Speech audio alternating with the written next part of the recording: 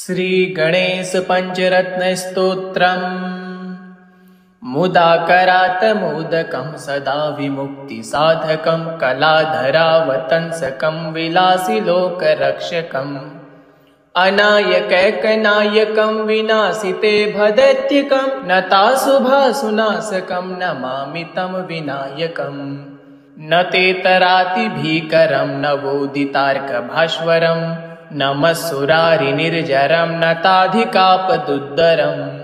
सुरेश्वरं निधीश्वरं गजेश्वरं गणेश्वरं महेश्वरं तमाश्रिये परात्परं निरन्तरं समस्तलोकशङ्करं निरस्तदैत्यकुञ्जरं दरेतरोदरं वरं वरेभवक्त्रमक्षरं कृपाकरं क्षमाकरं मुदाकरं यशस्करं मनस्करं नमस्कृतां नमस्करोमि भास्वरम् अकिञ्चिनार्तिमार्जनं चिरन्तनोक्तिभाजनं पुरारिपूर्वनन्दनं सुरारिगर्वचर्वणं प्रपञ्चनाशभीषणं धनञ्जयादिभूषणं कपोलदानवारणं भजे पुराणवारणम् नितान्तकान्तदन्तकान्तिमन्तकान्तकात्मजम् अचिन्त्यरूपमन्तहीनमन्तराय कृन्तनं हृदन्तरे निरन्तरं वसन्तमेव योगिनां त्वमेकदन्तमेव तं विचिन्तयामि सन्ततम् महागणेश पञ्चरत्नमादरेण युन्वहं प्रजल्पति प्रभातके हृदि स्मरन् गणेश्वरम् अरोगतां दोषतां सुसाहितिं सुपुत्रतां समाहितायुरष्टभूतिमभ्युपैति सोचिरात् मुदाकरात् मोदकं सदा विमुक्तिसाधकं कलाधरावतंसकं विलासिलोकरक्षकम् अनायकैकनायकं विनाशिते भदैत्यकं नताशुभासुनाशकं नमामि तं विनायकम् न ते तरातिभीकरं नवोदितार्कभास्वरं नमः सुरारिनिर्जरं नताधिकापदुद्धरम् सुरेश्वरं निधीश्वरं गजेश्वरं गणेश्वरं महेश्वरं तमाश्रिये परात्परं निरन्तरं समस्तलोकशङ्करं निरस्तदैत्यकुञ्जरं दरेतरोदरं वरं वरेभवक्त्रमक्षरम् कृपाकरं क्षमाकरं मुदाकरं यशस्करं मनस्करं नमस्कृतां नमस्करोमि भास्वरम् अकिञ्चिनार्तिमार्जनं चिरन्तनोक्तिभाजनं पुरारिपूर्वनन्दनं सुरारिगर्वचर्वणं प्रपञ्चनाशभीषणं धनञ्जयादिभूषणं कपोलदानवारणं भजे पुराणवारणम्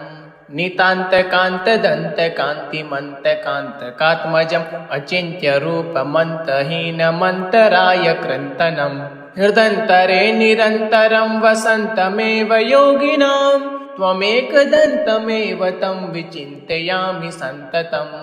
महागणेश पञ्चरत्नमादरेण युन्वहं प्रजल्पति प्रभातके हृदि स्मरन् गणेश्वरम् अरोगतां दोषतां सुसाहितिं सुपुत्रतां समाहितायुरष्टभूतिमभ्युपैति सोचिरात् मुदाकरात् मोदकं सदा विमुक्तिसाधकं कलाधरावतंसकं विलासिलोकरक्षकम् अनायकैकनायकं विनाशिते भदैत्यकं नताशुभासुनाशकं नमामि तं विनायकम् न ते तरातिभीकरं नवोदितार्कभास्वरं नमः सुरारिनिर्जरं नताधिकापदुद्धरम् सुरेश्वरं निधीश्वरं गजेश्वरं गणेश्वरं महेश्वरं तमाश्रिये परात्परं निरन्तरं समस्तलोकशङ्करं निरस्तदैत्यकुञ्जरं दरेतरोदरं वरं वरेभवक्त्रमक्षरम् कृपाकरं क्षमाकरं मुदाकरं यशस्करं मनस्करं नमस्कृतां नमस्करोमि भास्वरम् अकिञ्चिनार्तिमार्जनं चिरन्तनोक्तिभाजनं पुरारिपूर्वनन्दनं सुरारिगर्वचर्वणं प्रपञ्चनाशभीषणं धनञ्जयादिभूषणं कपोलदानवारणं भजे पुराणवारणम् नितान्तकान्तदन्तकान्तिमन्तकान्तकात्मजम् अचिन्त्यरूपमन्तहीनमन्तराय कृन्तनम् हृदन्तरे निरन्तरं वसन्तमेव योगिनां त्वमेकदन्तमेव तं विचिन्तयामि सन्ततम् महागणेश पञ्चरत्नमादरेण युन्वहं प्रजल्पति प्रभातके हृदि स्मरन् गणेश्वरम् अरोगतां दोषतां सुसाहितिं सुपुत्रतां समाहितायुरष्टभूतिमभ्युपैति सोचिरात् मुदाकरात् मोदकं सदा विमुक्तिसाधकं कलाधरावतंसकं विलासिलोकरक्षकम् अनायकैकनायकं विनाशिते भदैत्यकं नताशुभासुनाशकं नमामि तं विनायकम् न तेतरातिभीकरं नवोदितार्कभास्वरं नमः सुरारिनिर्जरं नताधिकापदुद्धरम् सुरेश्वरं निधीश्वरं गजेश्वरं गणेश्वरं महेश्वरं तमाश्रिये परात्परं निरन्तरम् समस्तलोकशङ्करं निरस्तदैत्यकुञ्जरं दरेतरोदरं वरं वरेभवक्त्रमक्षरम् कृपाकरं क्षमाकरं मुदाकरं यशस्करं मनस्करं नमस्कृतां नमस्करोमि भास्वरम् अकिञ्चिनार्तिमार्जनं चिरन्तनोक्तिभाजनं पुरारिपूर्वनन्दनं सुरारिगर्वचर्वणं प्रपञ्चनाशभीषणं धनञ्जयादिभूषणं कपोलदानवारणं भजे पुराणवारणम् नितान्तकान्तदन्तकान्तिमन्तकान्तकात्मजम् अचिन्त्यरूपमन्तहीनमन्तराय कृन्तनम् हृदन्तरे निरन्तरं वसन्तमेव योगिनां त्वमेकदन्तमेव तं विचिन्तयामि सन्ततम् महागणेश पञ्चरत्नमादरेण युन्वहं प्रजल्पति प्रभातके हृदि स्मरन् गणेश्वरम् अरोगतां दोषतां सुसाहितिं सुपुत्रतां समाहितायुरष्टभूतिमभ्युपैति सोचिरात् मुदाकरात् मोदकं सदा विमुक्तिसाधकं कलाधरावतंसकं विलासिलोकरक्षकम् अनायकैकनायकं विनाशिते भदैत्यकं नताशुभासुनाशकं नमामि तं विनायकम् न तेतरातिभीकरं नवोदितार्कभास्वरं नमः सुरारिनिर्जरं नताधिकापदुद्धरम् सुरेश्वरं निधीश्वरं गजेश्वरं गणेश्वरं महेश्वरं तमाश्रिये परात्परं निरन्तरम् समस्तलोकशङ्करं निरस्तदैत्यकुञ्जरं दरेतरोदरं वरं वरेभवक्त्रमक्षरम् कृपाकरं क्षमाकरं मुदाकरं यशस्करं मनस्करं नमस्कृतां नमस्करोमि भास्वरम् अकिञ्चिनार्तिमार्जनं चिरन्तनोक्तिभाजनं पुरारिपूर्वनन्दनं सुरारिगर्वचर्वणं प्रपञ्चनाशभीषणं धनञ्जयादिभूषणं कपोलदानवारणं भजे पुराणवारणम् नितान्तकान्तदन्तकान्तिमन्तकान्तकात्मजम् अचिन्त्यरूपमन्तहीनमन्तराय कृन्तनम् हृदन्तरे निरन्तरं वसन्तमेव योगिनां त्वमेकदन्तमेव तं विचिन्तयामि सन्ततम् महागणेश पञ्चरत्नमादरेण युन्वहं प्रजल्पति प्रभातके हृदि स्मरन् गणेश्वरम् अरोगतां दोषतां सुसाहितिं सुपुत्रतां समाहितायुरष्टभूतिमभ्युपैति सोचिरात् मुदाकरात् मोदकं सदा विमुक्तिसाधकं कलाधरावतंसकं विलासिलोकरक्षकम् अनायकैकनायकं विनाशिते भदैत्यकं नताशुभासुनाशकं नमामि तं विनायकम् न तेतरातिभीकरं नवोदितार्कभास्वरं नमः सुरारिनिर्जरं नताधिकापदुद्धरम् सुरेश्वरं निधीश्वरं गजेश्वरं गणेश्वरं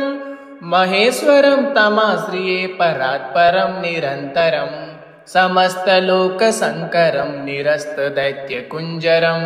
दरेतरोदरं वरं वरेभवक्त्रमक्षरं कृपाकरं क्षमाकरं मुदाकरं यशस्करं मनस्करं नमस्कृतां नमस्करोमि भास्वरम् अकिञ्चिनार्तिमार्जनं चिरन्तनोक्तिभाजनं पुरारिपूर्वनन्दनं सुरारिगर्वचर्वणं प्रपञ्चनाशभीषणं धनञ्जयादिभूषणं कपोलदानवारणं भजे पुराणवारणम् नितान्तकान्तदन्तकान्तिमन्तकान्तकात्मजम् अचिन्त्यरूपमन्तहीनमन्तराय कृन्तनम् हृदन्तरे निरन्तरं वसन्तमेव योगिनां त्वमेकदन्तमेव तं विचिन्तयामि सन्ततम् महागणेश पञ्चरत्नमादरेण युन्वहं प्रजल्पति प्रभातके हृदि स्मरन् गणेश्वरम् अरोगतां दोषतां सुसाहितिं सुपुत्रतां समाहितायुरष्टभूतिमभ्युपैति सोचिरात् मुदाकरात् मोदकं सदा विमुक्तिसाधकं कलाधरावतंसकं विलासिलोकरक्षकम् अनायकैकनायकं विनाशिते भदैत्यकं नताशुभासुनाशकं नमामि तं विनायकम् न तेतरातिभीकरं नवोदितार्कभास्वरं नमः सुरारिनिर्जरं नताधिकापदुद्धरम् सुरेश्वरं निधीश्वरं गजेश्वरं गणेश्वरं महेश्वरं तमाश्रिये परात्परं निरन्तरं समस्तलोकशङ्करं निरस्तदैत्यकुञ्जरं दरेतरोदरं वरं वरेभवक्त्रमक्षरं कृपाकरं क्षमाकरं मुदाकरं यशस्करं मनस्करं नमस्कृतां नमस्करोमि भास्वरम् अकिञ्चिनार्तिमार्जनं चिरन्तनोक्तिभाजनं पुरारिपूर्वनन्दनं सुरारिगर्वचर्वणं प्रपञ्चनाशभीषणं धनञ्जयादिभूषणं कपोलदानवारणं भजे पुराणवारणम् नितान्तकान्तदन्तकान्तिमन्तकान्तकात्मजम् अचिन्त्यरूपमन्तहीनमन्तराय कृन्तनम् हृदन्तरे निरन्तरं वसन्तमेव योगिनां त्वमेकदन्तमेव तं विचिन्तयामि सन्ततम् महागणेश पञ्चरत्नमादरेण युन्वहं प्रजल्पति प्रभातके हृदि स्मरन् गणेश्वरम् अरोगतां दोषतां सुसाहितिं सुपुत्रतां समाहितायुरष्टभूतिमभ्युपैति सोचिरात् मुदाकरात् मोदकं सदा विमुक्तिसाधकं कलाधरावतंसकं विलासिलोकरक्षकम् अनायकैकनायकं विनाशिते भदैत्यकं नताशुभासुनाशकं नमामि तं विनायकम् न तेतरातिभीकरं नवोदितार्कभास्वरं नमः सुरारिनिर्जरं नताधिकापदुद्धरम् सुरेश्वरं निधीश्वरं गजेश्वरं गणेश्वरं महेश्वरं तमाश्रिये परात्परं निरन्तरं समस्तलोकशङ्करं निरस्तदैत्यकुञ्जरं दरेतरोदरं वरं वरेभवक्त्रमक्षरं कृपाकरं क्षमाकरं मुदाकरं यशस्करं मनस्करं नमस्कृतां नमस्करोमि भास्वरम् अकिञ्चिनार्तिमार्जनं चिरन्तनोक्तिभाजनं पुरारिपूर्वनन्दनं सुरारिगर्वचर्वणं प्रपञ्चनाशभीषणं धनञ्जयादिभूषणं कपोलदानवारणं भजे पुराणवारणम् नितान्तकान्तदन्तकान्तिमन्तकान्तकात्मजम् अचिन्त्यरूपमन्तहीनमन्तराय कृन्तनम् हृदन्तरे निरन्तरं वसन्तमेव योगिनां त्वमेकदन्तमेव तं विचिन्तयामि सन्ततम् महागणेश पञ्चरत्नमादरेण युन्वहं प्रजल्पति प्रभातके हृदि स्मरन् गणेश्वरम् अरोगतां दोषतां सुसाहितिं सुपुत्रतां समाहितायुरष्टभूतिमभ्युपैति सोचिरात् मुदाकरात् मोदकं सदा विमुक्तिसाधकं कलाधरावतंसकं विलासि लोकरक्षकम् अनायकैकनायकं विनाशिते भदैत्यकं नताशुभासुनाशकं नमामि तं विनायकम् न तेतरातिभीकरं नवोदितार्कभास्वरं नमः सुरारिनिर्जरं नताधिकापदुद्धरम् सुरेश्वरं निधीश्वरं गजेश्वरं गणेश्वरं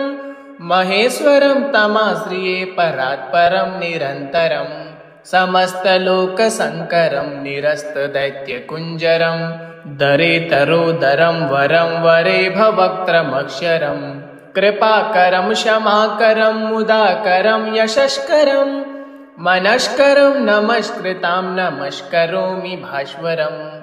अकिञ्चिनार्तिमार्जनं चिरन्तनोक्तिभाजनं पुरारिपूर्वनन्दनं सुरारिगर्वचर्वणं प्रपञ्चनाशभीषणं धनञ्जयादिभूषणं कपोलदानवारणं भजे पुराणवारणम् नितान्तकान्तदन्तकान्तिमन्तकान्तकात्मजम् अचिन्त्यरूपमन्तहीनमन्तरायकृन्तनं हृदन्तरे निरन्तरं वसन्तमेव योगिनां त्वमेकदन्तमेव तं विचिन्तयामि सन्ततम् महागणेश पञ्चरत्नमादरेण युन्वहं प्रजल्पति प्रभातके हृदि स्मरन् गणेश्वरम्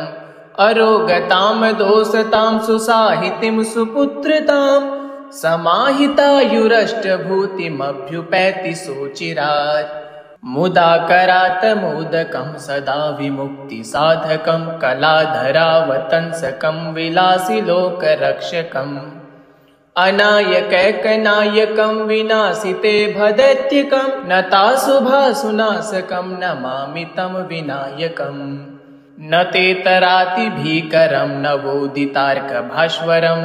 नमः सुरारिनिर्जरं नताधिकापदुद्धरम् सुरेश्वरं निधीश्वरं गजेश्वरं गणेश्वरं महेश्वरं तमाश्रिये परात्परं निरन्तरं समस्तलोकशङ्करं निरस्तदैत्यकुञ्जरं दरेतरोदरं वरं वरेभवक्त्रमक्षरं कृपाकरं क्षमाकरं मुदाकरं यशस्करं मनस्करं नमस्कृतां नमस्करोमि भास्वरम् अकिञ्चिनार्तिमार्जनं चिरन्तनोक्तिभाजनं पुरारिपूर्वनन्दनं सुरारिगर्वचर्वणं प्रपञ्चनाशभीषणं धनञ्जयादिभूषणं कपोलदानवारणं भजे पुराणवारणम् नितान्तकान्तदन्तकान्तिमन्तकान्तकात्मजम् अचिन्त्यरूपमन्तहीनमन्तरायकृन्तनं हृदन्तरे निरन्तरं वसन्तमेव योगिनां त्वमेकदन्तमेव तं विचिन्तयामि सन्ततम् महागणेश पञ्चरत्नमादरेण युन्वहं प्रजल्पति प्रभातके हृदि स्मरन् गणेश्वरम् अरोगतां दोषतां सुसाहितिं सुपुत्रतां समाहितायुरष्टभूतिमभ्युपैति सोचिरात् मुदाकरात् मोदकं सदा विमुक्तिसाधकं कलाधरावतंसकं विलासि लोकरक्षकम् अनायकैकनायकं विनाशिते भदैत्यकं नताशुभासुनाशकं नमामि तं विनायकम् न तेतरातिभीकरं नवोदितार्कभास्वरं नमः सुरारिनिर्जरं नताधिकापदुद्धरम् सुरेश्वरं निधीश्वरं गजेश्वरं गणेश्वरं महेश्वरं तमाश्रिये परात्परं निरन्तरं समस्तलोकशङ्करं निरस्तदैत्यकुञ्जरं दरेतरोदरं वरं वरेभवक्त्रमक्षरं कृपाकरं क्षमाकरं मुदाकरं यशस्करं मनस्करं नमस्कृतां नमस्करोमि भास्वरम् अकिञ्चिनार्तिमार्जनं चिरन्तनोक्तिभाजनं पुरारिपूर्वनन्दनं सुरारिगर्वचर्वणं प्रपञ्चनाशभीषणं धनञ्जयादिभूषणं कपोलदानवारणं भजे पुराणवारणम् नितान्तकान्तदन्तकान्तिमन्तकान्तकात्मजम् अचिन्त्यरूपमन्तहीनमन्तराय कृन्तनम् हृदन्तरे निरन्तरं वसन्तमेव योगिनां त्वमेकदन्तमेव तं विचिन्तयामि सन्ततम् महागणेश पञ्चरत्नमादरेण युन्वहं प्रजल्पति प्रभातके हृदि स्मरन् गणेश्वरम् अरोगतां दोषतां सुसाहितिं सुपुत्रतां समाहितायुरष्टभूतिमभ्युपैति सोचिरात् इति श्री गणेश पंचरत्न स्तोत्रम् सम्पूर्णम्।